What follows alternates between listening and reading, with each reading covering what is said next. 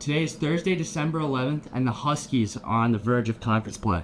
This is Talkin Husky Hoops. It is a UConn coronation. The Huskies make history. Back-to-back national champions. Welcome back to the 9th episode of Talkin Husky Hoops. I'm Mike Gizzi. And I'm Will Jeong. And on this show, we talk all things UConn men's basketball, from game previews and game breakdowns to everything involving Hurley and the men's team. I got it first try there. Just to let everyone know, all the intros have never been done first try. Every time. I just wanted to celebrate that there. A little round of applause for me.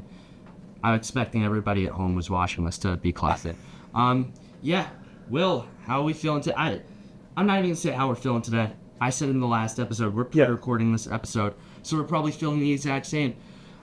Disclaimer, we will not have any news from this is being filmed on December 3rd. So we will have no news regarding anything that happens beyond this point. So nothing from that happens in East Texas A&M or Florida will be involved in this episode. This is just a preview for all things that will be happening over the winter break when college and school is out of session. Yeah. So with that, let's get underway. Yeah, so hopefully we'll be feeling good after. Hopefully we'll be feeling great by the time we come back in January. Yes. Hopefully we have 9 games. Hopefully we are 9-0. Yeah. So I'm feeling great about it. So hopefully this Florida win was in fact a win, as well as East Texas A&M. But going right into this, we got a loaded slate for winter break. That is. So first up is Texas, who the Huskies take on at People's Bank. Last of the non-conference. Yes, last of the non-conference. So there's not too much to this. This is the second leg of their home and home. So this is just the Huskies trying to get one last statement win before they head into conference play. Make a strong impression, because you're playing. I think this is an important game. People are going to overlook this because Texas is unranked. Yes. You have to realize this is an SEC team. For sure. This is an SEC school. This Texas team, even though they're not ranked and their record might not reflect them, this Texas team could easily show up in SEC play and just show out and pull upset ball on some of the top ranked SEC teams. Yeah. So they definitely can come here and do it to us. So we can't overlook them. They're gonna play a tough game, and that's why I think this game's important. If we can end our non-conference schedule with a win, especially against an SEC team, not just will it really set us up going strong, but it'll kind of add to our resume as, we look to build into March in the future, and we want to create an even stronger argument for why we're so high up. For sure. That game happens on December 12th. And just 4 days later, we hop in right into Big East play. Yes. We start off with Butler. Yes. As on December 16th, I believe. That's at People's Bank. Yes. They're pretty good to start this year. Yeah, so Butler does have a couple signature wins. They have 2 power conference wins over Virginia and South Carolina. So pretty solid. They're 7-1 at the time of recording this. Of course, that's subject to change, but overall, I'd say that the Big East looks a little weak this year. Yes, I mean, it looks a little weak just because we don't have as many teams ranked as we would hope. Yes. And it's mostly we look weaker, especially now after St. John's has maybe not played the way that they were expected to play. Yeah. When we originally started the season out. But I think when we look at those mid-tier teams, they're definitely playing. Some of them, at least, are playing better than expected. Yeah. So there's room to bounce back for the conference. Obviously, it's like December 3rd at the time of recording this. There's still plenty of room left in the season. I guess the kind of national talk is that maybe this conference isn't going to get the usual 5 or so tournament bids, but that's okay. There's still plenty of room for that to change. That's why we had to build up our non-conference. Yes. We built up our non-conference so people can't say when we get to March, this team doesn't deserve to be a 1 seed. This team, trust me, if we maintain a high level play of basketball and we don't fall apart at any point during our conference schedule, I'm so used to saying non-conference at this point. Yeah. We definitely will have a strong enough argument to be number 1. For sure. Honestly, watching watching our past few games, especially against Illinois and Kansas, I already want a rematch versus Arizona. Yeah. It's like, but you know what? That's in the past. Let's move on to the future. Yes. So, I believe we start off our, let's do a little record here like we did for the beginning of the season. Yeah, sure. I believe we beat Texas, so 1-0 for me.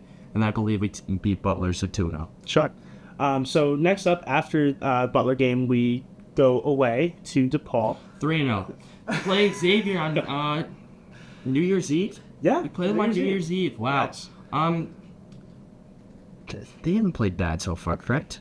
They're still looking for a signature win, I believe. I feel like I've seen them. They haven't played. I might be thinking of the wrong team here. What's their record? They're 6-3. 6-3. So terrible. So taking a look at their record, they have West Virginia as a power conference win. That's Lost to Iowa and Georgia. So those are teams that are not a bad loss, I guess. yeah, so a little hard to gauge. They play Cincinnati later this week, so hopefully by the time this game shows up, at least.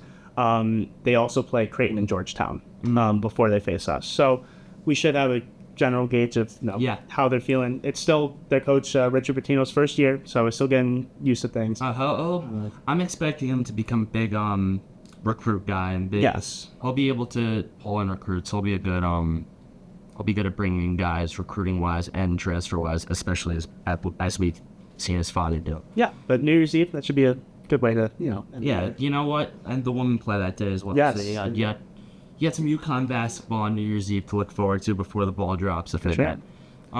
Next up, Marquette. Yes. Marquette hasn't looked as strong as maybe we've hoped for them to. No, so this is our first conference game at Gamble.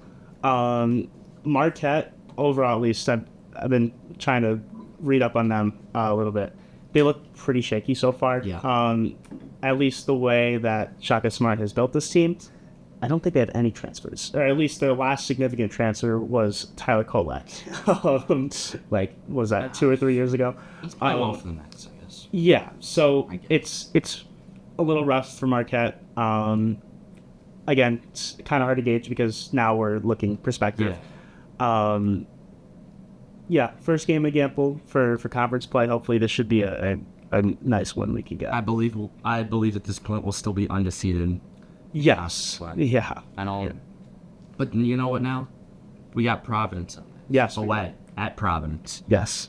This is always looking to be a test. This is where, this is one of those teams, just like we mentioned, that might be in the mid to high or upper echelon of the Big East that, that'll look to help us build our resume as we go to March. Yeah. This game for me personally, one of my close friends goes to Providence. So yes. We don't contest. Providence is not, UConn fans aren't the most fond of Providence. No, and Providence absolutely despises Stan Hurley. So, I can understand if you're not a UConn fan, you should despise Dan Hurley. Yes. Because all he does is win. Yes. But looking at Providence, I heard they're having, team issues, which is interesting. I don't want to get too much into it because this is a UConn show after all. But, a little concerning. It's not looking so good. No, but if we can step into Amica Mutual and get a win here, again, that's another solid Big East win. Yeah, for us. And next up after that, we go away to Seton Hall, back to Hurley stomping. Yeah, we do because, we go away to Seton Hall because we don't care about DePaul. I didn't even realize I skipped over. Guess what? Honestly, I wasn't sure if you were skipping over them to help me with my joke there. Or you're probably glad I did. I just wanted to mention it because I don't want people to think we made a mistake there. We played DePaul home. That's all I'm saying. We play Seton Hall away. So they were good in Maui. They were good in Maui. Very good at Maui. Yes, they were. So they knocked off at the time 23-8 NC State. Mm-hmm. Looking solid. I think as of now. He struggles with them now. Yes. Really struggles with Seton also. Was it last year they had that heartbreaker? We had so many heartbreakers last year. I don't know what it was. Yeah, I just know we had a heartbreaker versus Villanova. Yes, that too. I think it was last year. We lost at Seton Hall. Yeah, that was not a good look. I But thought we wanted Seton Hall, and that's where he threw up the 2. oh, maybe He threw up the 2, and he called the guy Baldy. that was crazy. That was That's- that is a blue school. yeah. I was mixing them up sometimes, but yeah, Seton Hall, they could be good. Obviously, we are looking. This one's like close to when we're coming back, so it's like we Yes. are way far in advance at this point. So take these with a grain of salt because we don't know how good these teams are going to be. Yeah, for We get to them, and how healthy, or if they've just completely changed up how they play basketball. But you know what? I think we're looking pretty good at this point. Yeah, I think so too. we have 9 games. We mentioned 9 games. I think we'll be 8-0 at this point. And on to our last one before we come back to a little preview. Yes. Georgetown. Yes, so this is another away game. They look pretty good to start the season off, Yes. at least. Got some big signature wins. I'm going to pull up exactly how they're looking so far. I know they did drop 2 this past week at the time of recording. But this is Ed Cooley's 3rd year now as their coach after leaving Providence. So they're really looking for their first year to bounce back. So Georgetown knocked off Maryland and Clemson. Those are 2 probably signature wins, I would say. Dropped to Dayton and Miami at their, I forgot what term it was. But overall, solid. 5-2 at the time of recording this. Yeah. Yeah, I mean, that'll be a test. A game that I originally didn't think would be a test, to say the least. Yes. When I say test, I'm not saying it might not be the, like, oh, it's going to be down to the wire. But I think, you know what? That could be a game where they could easily upset us. For sure. And that's a game where we can just easily just fall apart. I mean, we're coming off of Seton Hall and Dow, who shall not be named. But, yeah, I there's not much to say except I think we can go 9-0. Yeah. Start conference. Well, including Texas, we'll go 8-0 in conference play, 9-0, including Texas. Yes. I do want to briefly, in case we don't get to film an episode before the game against Villanova, we do play Villanova when we get back. Yes. Villanova, 6-1 as of recording. Lost to BYU, played a great game against BYU in the opener. And honestly, I liked what I saw out of them. Hadn't lost ever since that one. They have a game upcoming on same day we play Florida against number 3 Michigan. Okay. So that might be a very good gauge to see where they are and if, maybe they deserve to be ranked. Because I'll be honest, I think they do deserve to be ranked. They played a tough one against BYU. We played a tough one against BYU. Yes. So, I just wanted to briefly mention that in case we didn't get anything up. But do you have anything else you want to mention? Not really. I do remember Georgetown was the ESPN Invitational event. But yeah, in terms of the schedule, Big East play. I guess towards these later games, again, it's still a little hard to gauge because we're looking like over a month into the future. So we're not 100% sure how teams are going to shake up going into conference play.